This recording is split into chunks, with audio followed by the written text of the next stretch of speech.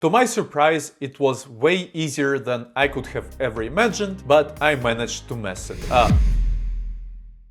The interview was going to be at 9 a.m. and consist of 4 different interviews, 1 hour each with a 30-minute break in between. Obviously, I cannot tell you what exactly was asked, but I can share some public knowledge with you and how the interview went, in my opinion. So let's get started. My first interview was with 2 hiring managers. One of them was shadowing because he was still new to the company and was not eligible to interview someone himself. So that was definitely a little unnerving from the beginning, but at least I was hoping that the hardest part would be behind me after this interview. They started with some questions about the leadership principles, and that took about 40 minutes. Then the next 15 minutes or so were the component design question. Amazon actually got away with the system design questions for SDE roles, or at least the SDE 1 and 2 as far as I know, so I had to design just a little component of the system. The question itself was intentionally open-ended, so you would be kind of forced to ask clarifying questions. I did ask some questions and eventually came up with a design which looked really simple, but in my opinion, sometimes it's better to keep things simpler than more complicated. And then I had a follow-up question about the storage. So my piece of advice for this type of interview, obviously go on Design Gurus and go through their system design questions, because a component is a part of the system. So if you know how to design a system, surely you will be able to design a component. I honestly was not sure exactly how this interview went,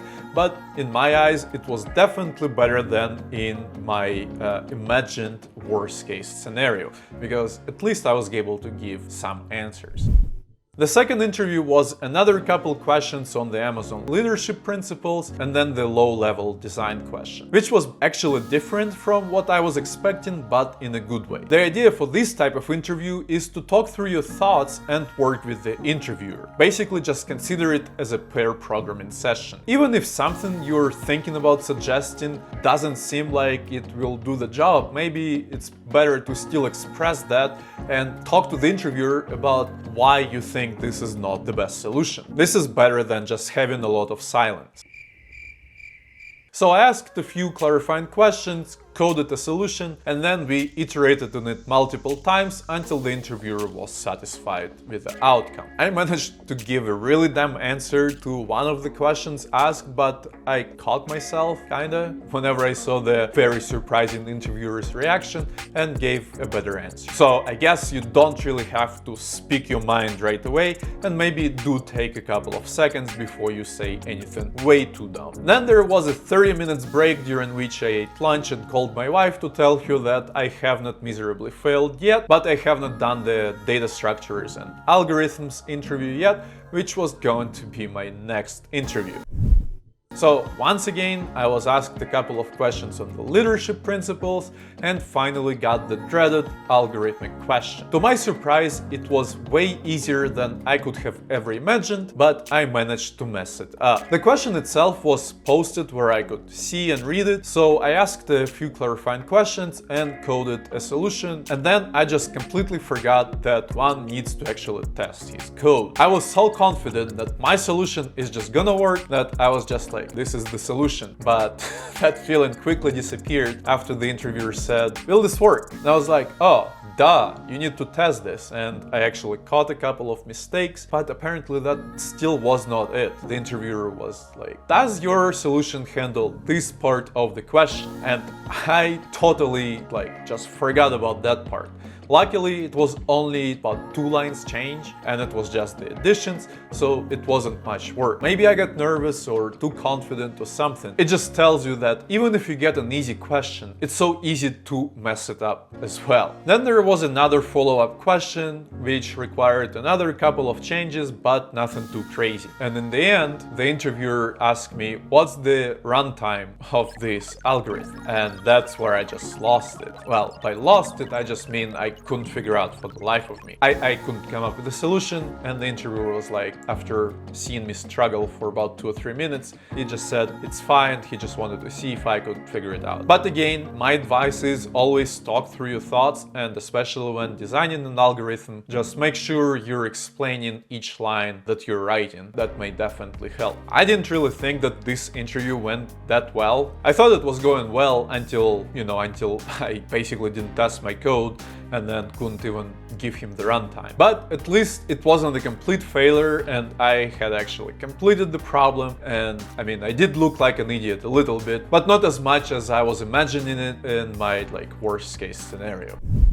And finally, the last interview. This guy was from a different team, which he explicitly stated in the beginning of the interview, which makes me think he was a bar raiser. A bar raiser at Amazon usually comes from a different team to make sure that the team doesn't just hire someone because they need bodies. The bar raiser ensures that whoever they're hiring is already better than 50% of the employees currently employed at Amazon. And the final say typically comes to the hiring manager and the bar raiser. If one of them says no, then you're not getting an offer. After I learned that he's from a different team and likely a bar raiser, which I didn't ask him if he was or not, just figured no reason to, it kind of made me a little more nervous. And at that point, I was already exhausted after 3 hours of interviews. As usual, he asked me a couple of questions on leadership principles, and then he gave me another coding problem. It wasn't algorithms or anything, it was just write a program to do something. And for this one, I had to ask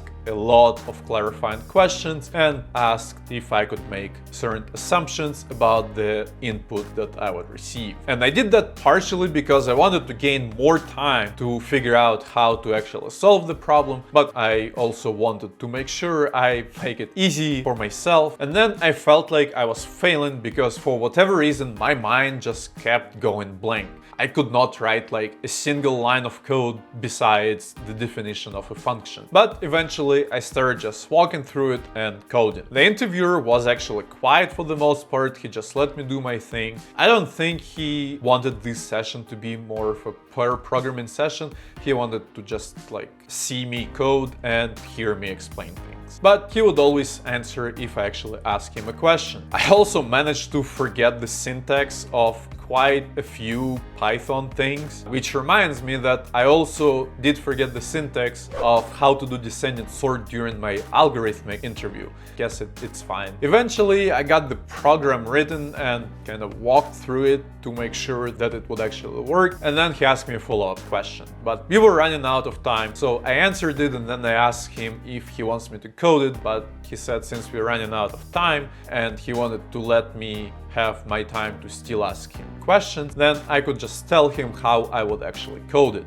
I told him, and that was pretty much it. I asked him a few questions about the job. He explicitly said that he couldn't answer questions about this specific team, but he would be happy to answer questions about Amazon overall, and that was it. That was 4.5 hours, well, 30 minutes break, but 4 hours of interviews. And once again, even though I did solve the problem, I didn't think I did too great at this interview, and especially after thinking that he's a bar raiser, I was like, well, no chance I've raised the bar here with my answer. And now was the hardest part, waiting. My interview was on a Thursday, and my recruiter said that they were not going to meet until next week to discuss who they want to send an offer to. And he basically said it would take about 5 business days. So of course, since it was Thursday, during the whole weekend, I was replaying the interviews in my head and thinking what I could have said differently, what I could have done differently, how I could have prepared differently. Obviously, I could have said things a lot differently. I don't think I would have prepared any differently though. I think I did pretty good job answering the Amazon leadership principles questions, so I would say that definitely spend time preparing for that. And then just make sure you don't put yourself into a situation like I did, where I just completely forgot like simple syntax of Python. So just make sure that you know the syntax of a language that you're using during the interview. And once again, I recommended it in the last video, but I'm also going to recommend it in this one. Do go to designgurus.org, and I have a link in the description. It's totally worth whatever money it is. It's about $200 for 4 different courses, and then you get it for a lifetime. So if you ever find yourself in a position where you have to prepare for an interview again, you don't have to purchase it again like you would with LeetCode, because LeetCode is a yearly fee. So that's it for today. While we both wait on whether I got an offer or not, go watch the video about why you may want to reconsider your choice of being a software developer.